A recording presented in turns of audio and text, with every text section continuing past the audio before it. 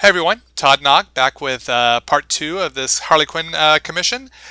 In this video I'm doing the inked art, and I'll be sharing with you some of my tips for inks as well as answering your questions. And a lot of the questions y'all have been asking, especially from the Teen Titans Terra video, have been involving my inking process. So I'll just jump right into that because it'll tap into a lot of the tips that I would give about inks. So the first question is by Miss Mix-a-Lot. She asks, what type of inking pen do you use, and was that a marker used for the darker shading? Which was a comment she posted on the Teen Titans Terra inked video. Miss Mix-a-Lot, I use the Pigma Micron markers. They were listed there at the beginning of this video in the bottom left hand corner.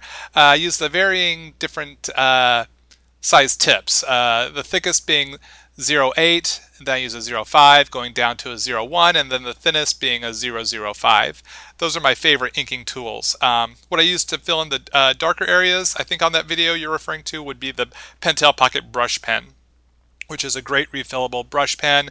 Comes with, you can buy extra cartridges, and is great for different types of line weights as well as filling in the big black areas with that brush. So those are some of my favorite inking tools. Thanks for the question. Let's see, we got another question here. Begensteel asks, how do you make it so that the ink won't bleed so much? It seems like he's using a very thin ink pen, and every time he uses it, his art gets ruined because of bleeding. He's tried it on different paper and with different pens from different companies, and it just won't work, and it's making him mad. And then asks, does he just have to practice? Well, you might want to first check to see what kind of Bristol board or paper you're using. If it has kind of a rough texture to it, that can be a problem in making the ink bleed. I like using Strathmore Bristol board or Canson Bristol board. It has a smooth side to it. I prefer to use the smooth side because I find I get little to no bleeding. So if you use a Pigma Micron marker on some Strathmore smooth side Bristol board, the other side of that Bristol board does have a rougher texture and can be a little more difficult to work with. That's why I always make sure I use the smoother side, and you can tell that just by rubbing your fingertips across the board. If it feels a little rough compared to the other side, that's the side you don't want to ink on. You want it to be really, really smooth to the touch, and then you know you're working on the correct side of the board. And hopefully that will help with your bleeding problem. And then, yes, it always takes practice, just getting finer motor control of controlling the pen and the nib. So do keep practicing. You will find the more that you practice, the better that you'll get. So thanks for the question, Begensteel. Royce 2K5 asks, hey Todd, how do you get your ink lines so clean and tell what lines should be thick, thin, and areas should have shadow?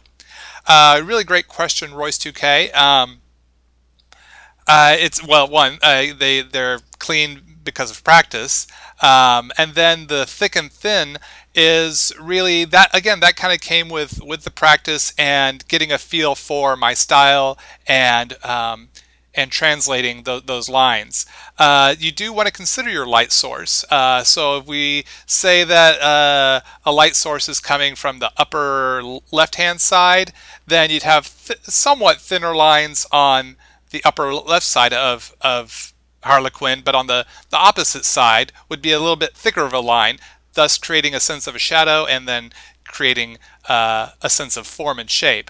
Now, that's not a hard, fast rule necessarily, but it's a good rule of thumb to kind of start to work with. I adjust my thick and thin lines to give the character pop. So there's a bit of science involved, but there is also a bit of what will make this look good and or look most exciting, or really give the character a good design feel. And sometimes science doesn't always work for that. Not to say that it doesn't. First you gotta learn the rules, then you can break the rules. So do consider your light source. You want thicker contours around the outside of the figure, and then you come in with the thinner lines for details on the inside. Now that's not to say draw a big fat outline around the figure and then just put all these little tiny detail lines on the inside. You don't want to go that far, unless that's your style and you can make that work. That's kind of gives it a real kind of almost like a chibi, super deformed kind of thing, you know, like I did on that Beast Boy, a thicker outline than thinner lines on the inside. But with a character in my traditional style here, like Harlequin, a look like that probably wouldn't work all that great, but it could. It just depends on your style and how you make that work and how well versed you are at it. Here I am using the Pentel Pocket Brush Pen to get texture here, and as you can see, as I push down on the Pentel pen and as I come across the texture there of the wood, the more I press down and less I press down will create a thick line and a thin line, so it creates a sense of texture. So that comes with practice, really. Of just practicing different textures and different shapes to make the figure look lively, have movement, and thicks and thins in your lines will definitely do that. But like I said, it takes practice, and first step is consider your light source and really allow yourself to get a feel for the markers you're using and how those thicks and thins would relate on there. And as you can see, sometimes I'll go in and beef up lines to get them a little thicker. It gives her a little more bounce, a little more weight on the page. The thinner lines are going to really emphasize the detail. So it's a lot of practice, a lot of trial and error, and that's part of the fun of the exploration of your art. So I hope that helps, Royce2K5, and yeah, feel free to give that a go. Another question here, SkateShady3214 asks, why does it take you so long to make your videos? By the way, great artwork. First off, thanks SkateShady, I'm glad you enjoy my art.